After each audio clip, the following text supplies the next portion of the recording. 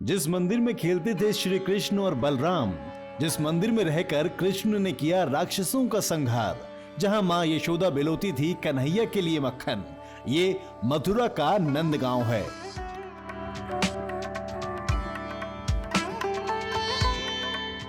ब्रज के कण कण में भगवान श्री कृष्ण का वास है।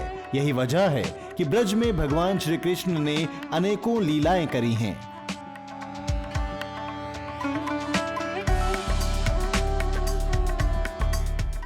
कहीं मां यशोदा को ब्रह्मांड दिखाया तो कहीं हाउ बिलाव की लीला की। आज हम आपको नंदगांव की ओर लिए चलते हैं।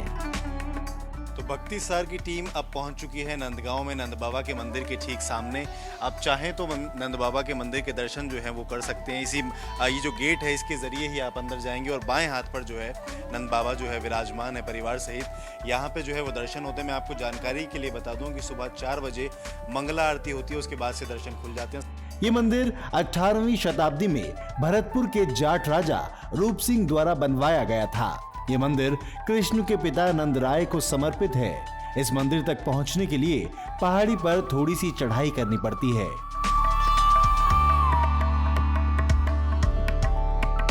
नंदगांव के निवासी बताते हैं कि मथुरा गोकुल के बेहद नजदीक होने के कारण कंस के राक्षस गोकुल वासियों को परेशान किया करते थे और भगवान श्री कृष्ण ने अपने कुल गुरु गर्गाचार्य से सलाह लेकर नंदगांव जाने का विचार बनाया था। के लिए बोला क्योंकि यहाँ पर शांडिल्य मुनि का श्राप था कि कोई भी राक्षस यहाँ आएगा तो वो पाषाण काल यानी कि पत्थर का बन जाएगा। इसी वजह से नंद बाबा भगवान श्री कृष्ण और पूरे परिवार को और गोकुल वासियों को लेकर नंदीश्वर पर्वत पर चले गए।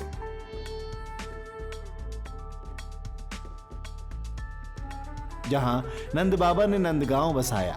उन्होंने ये भी बताया कि कंस के जो अत्याचार थे, उसके जो राक्षस थे, उसके अत्याचारों से बचने के लिए नंद बाबा श्री कृष्ण को यहाँ ले आए हैं। चलिए आपको इस मंदिर की पूरी कहानी से भी रूबरू करवाते हैं।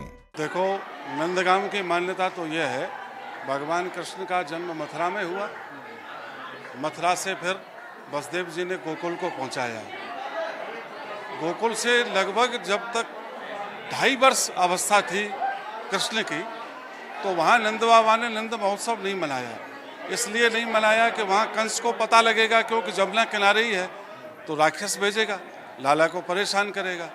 तो फिर नंद बाबा को वृषभान जी ने बताया कि ये जो नंदीश्वर पहाड़ी है जहाँ आप अभी इस समय खड़े हैं, तो यहाँ शंकर जी का स्थान है और शांडिल्य ऋषि यहाँ उस समय पर तपस्या करते थे।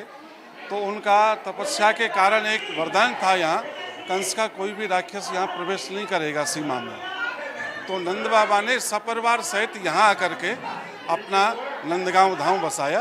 तो नंद बाबा जिस दिन से इस पहाड़ी पर आकर के रहे, उस दिन से इस पहाड़ी का नाम नंदगांव पड़ गया। यहाँ वल्लभकुल संप्रदाय का ये मंदिर है। जैसे छोटे बच्चे की हम परवरिश करते हैं, देखरेख करते हैं, उसको समय समय पर खिलाना, सुलाना, देखरेख करना, वैसे ही जैसे बच्चे की परवरिश होती है, तो यहाँ बाल भाव की सेवा है। यहाँ श्याम सुंदर की भी उसी तरह से हम सेवा करते हैं। 56 भोग तो देखो, जब गिरिराज पूजा हुई थी तो पहले इंद्र की पूजा होती थी। कृष्ण ने कहा कि बोले जब प्रत्यक्ष देव ब्रज में हैं तो इंद्र की पूजा करने की क्या आवश्यकता है, और ऐसे देव की पूजा करो जो समय पर सामग्री भी देगा और कृपा भी करेगा और बारिश भी देगा, धन भी देगा, अन्न भी देगा, हमारे गायों को चरने के लिए घास वगैरह भी पैदा होगी। तो उस दिन से फिर भगवान ने यहाँ गिरिराज जी की पूजा जब करवाई तो यहाँ हर घर में सामग्रियाँ बनाई गई। तो कहीं कुछ बन रहा है, कहीं कुछ बन रहा है, तो अलग अलग प्रकार की सामग्रियाँ बनाई। तो नंद भवन में भी यशोदा जी ने जो सामग्री बनाई थी, लड्डू, जो भी 56 प्रकार की सामग्री, वो सब गिरिराज जी को भोग लगाया था। तो उस दिन से यहाँ वो भी प्रचलन चल रहा है। आज भी ठाकुर जी का यहाँ 56 भोग लगा करके गिरिराज जी का प्रसाद धराया जाता है।